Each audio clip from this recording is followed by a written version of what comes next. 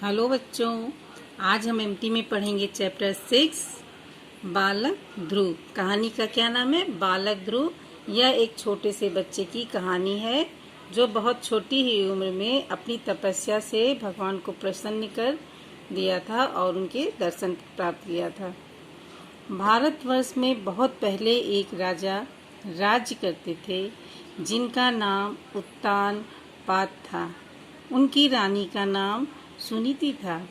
बहुत समय तक जब सुनीति के कोई संतान उत्पन्न न हुई तो राजा ने दूसरा विवाह सुरुचि से कर लिया। राजा की दो पत्नियां थी। पहली पत्नी का नाम था सुनीति, दूसरी पत्नी का नाम था सुरुचि। पहली पत्नी से जब संतान नहीं प्राप्त हुई तो राजा ने दूसरा विवाह किया जिसका नाम था सुरुचि। विवाह के बाद सुनीति और सुरुचि के एक एक पुत्र हुए। पहली पत्नी का नाम सुनीति था और दूसरी पत्नी का नाम सुरुचि था और कुछ दिन बाद दोनों के एक एक पुत्र हुए। सुनीति के पुत्र का नाम ध्रुव था और सुरुचि के पुत्र का नाम उत्तम था। एक दिन जब सुरुचि का पुत्र उत्तम राजा की गोद में बैठा हुआ था, सुनीति का पुत्र ध्रुव भी खेलता खेलता अपने पिता के पास पहुंच गया। जैसे देखो चित्र में है, ये सुरुचि बैठी हैं, राजा बैठे हैं, ये उत्तम बैठे हुए हैं और ये बालक ध्रुव है। ये खेलता खेलता हुआ जैसे आता है अपने पिता की गोद में बैठने, जैसे उसकी दूसरी माँ जो सुरुचि होती है वो कहती है। सुरुचि ने देखा और ध्रुव को झिड़क दिया और कहा, राजा की गोद में बैठना था तो मेरे पेट से जन्म लेता। बालक ध्रुव रो पड़ा और उसने यह बात अपनी माता को बताई। ध्रुव की बात सुनकर सुनीति को बहुत दुख हुआ। सुनीति ध्रुव की माँ थी। जब उसकी माँ ने यह बात सुनी कि उसको गोद में सुरुचि ने नहीं बैठने दिया और वो बहुत दुखी है, तो उसकी माँ को भी बहुत दुख हुआ। दुख को छुपाते हुए वह बड़े शांत भाव से पुत्र से बोली, बेटा। उसकी माँ ने जो है अपने दुख को छुपा लिया और अपने बेटे को समझाने लगी ध्रुव को कि बेटा, तेरे पिता राजा हैं। यदि तू चाहे तो राजाओं के राजा भगवान की गोद भी प्राप्त कर सकता है। उसने सुनीति ने अपने पुत्र ध्रुव को समझाया, बेटा तुम्हारे पिता तो राजा हैं, लेकिन तू तो चाहो तो राजाओं के भी राजा की गोद में बैठ सकते हो जो भगवान है। ध्रुव ने पूछा, माँ क्या तुमने भगवान को देखा है? माँ बोली, मैंने तो नहीं देखा, हाँ कठोर तपस्या करने से उनके दर्शन अवश्य होते हैं। उसकी माँ ने कहा, बेटा मैंने तो भगवान नहीं देखा है, लेकिन कठोर तपस्या करने से भगवान जो है अवश्य दिखते हैं। ध्रुव ने कहा, फिर तो मैं उनके दर्शन अवश्य करूँगा।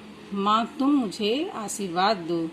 बालक की यह बात सुनकर सुनीति की आंखों में प्रसन्नता के आंसू झलक आए।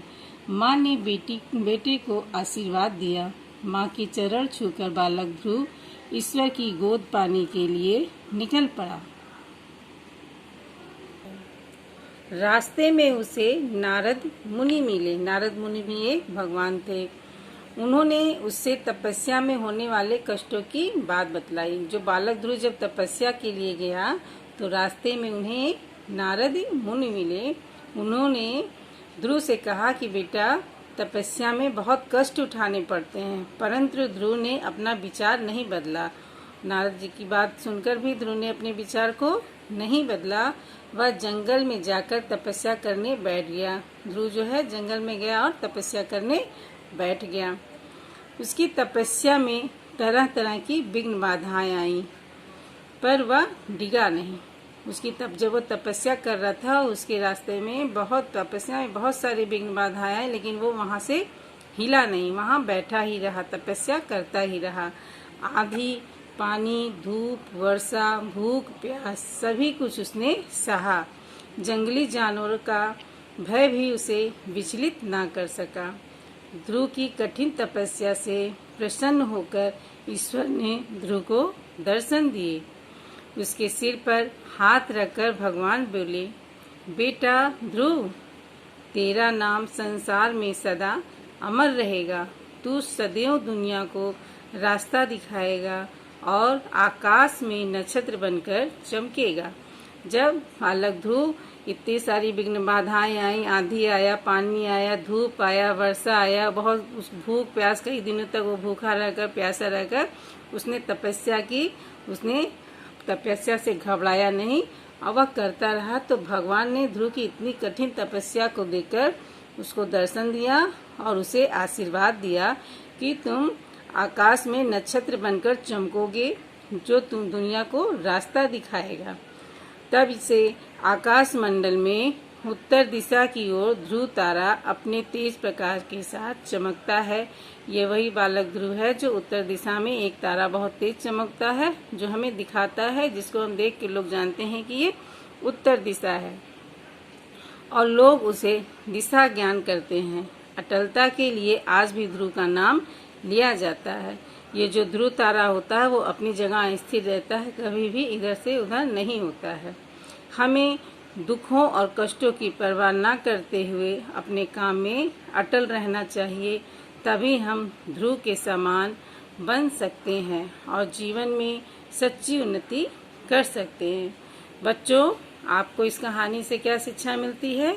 हमें यही शिक्षा मिलती है कि सच्चाई का रास्ता कठिन होता है, उस पर चलने में कठिनाइयाँ आती हैं, किंतु जीवन की सफलता नेकी का रास्ता है। उस पर जो चलता है वह अमर हो जाता है।